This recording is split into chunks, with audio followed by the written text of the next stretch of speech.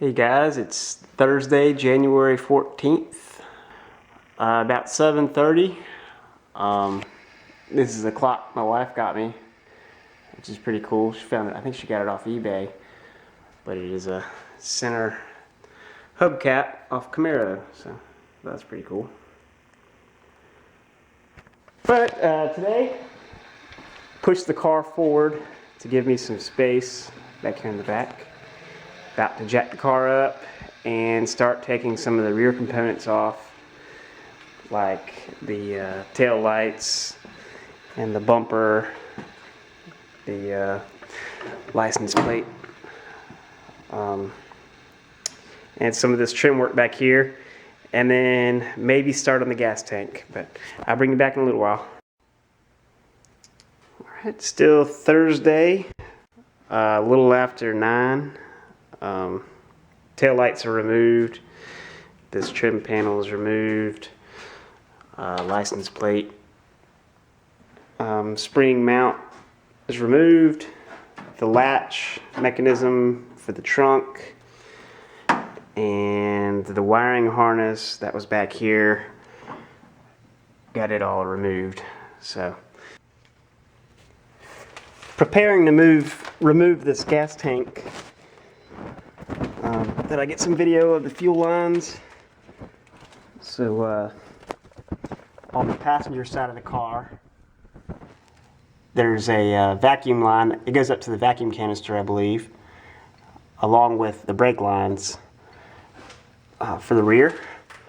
So if you trace this canister line around to over here, it is the very bottom one here. So it loops around the front of the tank all the way around to the other side, and then dips down here, loops back around,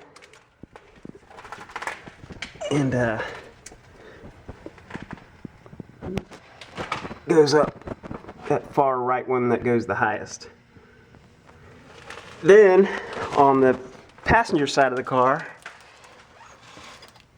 there's two fuel lines right here. The bottom one is bigger than the top one. Goes all the way to the front of the car. They come up here. The smallest one is on the very top. It's kind of hard to tell in the video. But they come around here, and they are, let's see if I can get this. Those top two right here and right here. Alright.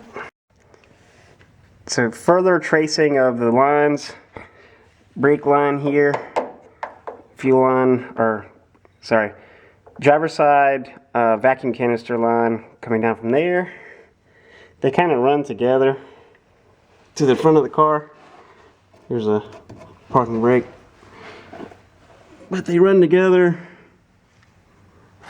up to the front of the car. I'm going to try to trace them back on video. Sorry for the shakiness. I'm sliding across the floor on my back. Clamped to the car in various places.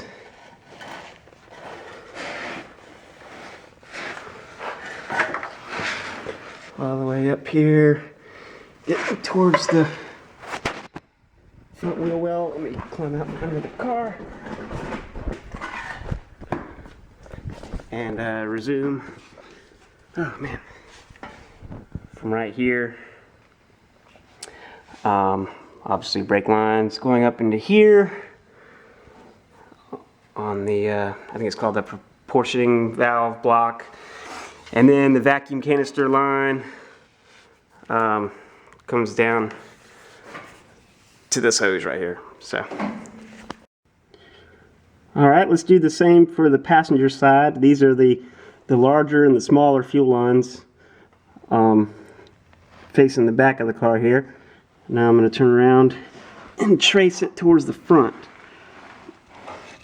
So, following a path up to the front. They run together the whole way.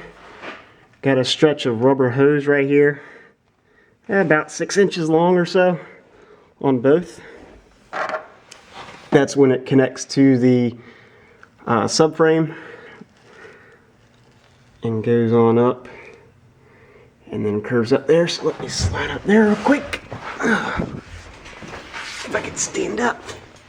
Got a mess on this side of the car. Exhaust. So, find the best way to look here. It's coming from the outer side of the frame rail up to the top of it, and then it just comes up the frame rail till it loops down to these two rubber hoses. So, alright, I'll get started on disconnecting everything. So, removing a fuel tank that still has some gas in it, I figured I'd show how I'm supporting it. I'm using a set of 3 ratchet straps. I used this method before to install a 5-speed in my S10, so by myself. So I'm going to use it to remove the fuel tank, hopefully. But what I do is I have all 3 tight right now. I can loosen the tank up so that it's being supported by the straps only. Then I can loosen up one strap slightly, one at a time, until I get all the way down.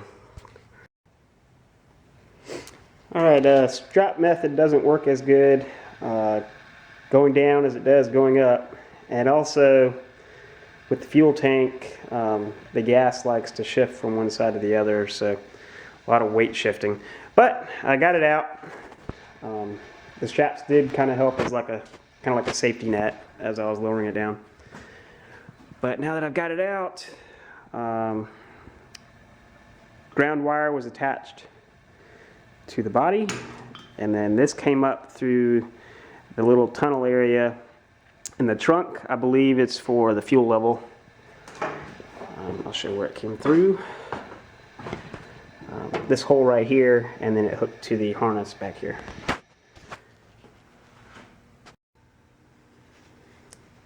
Fuel lines on the passenger side, along with the driver's side vacuum line with the brake line, all removed.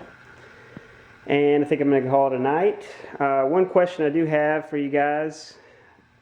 This fuel tank, I guess, has about 5 gallons worth of 10-year-old gas. How do you dispose of old gas properly? So, all right, until next time, I will be removing the rear bumper.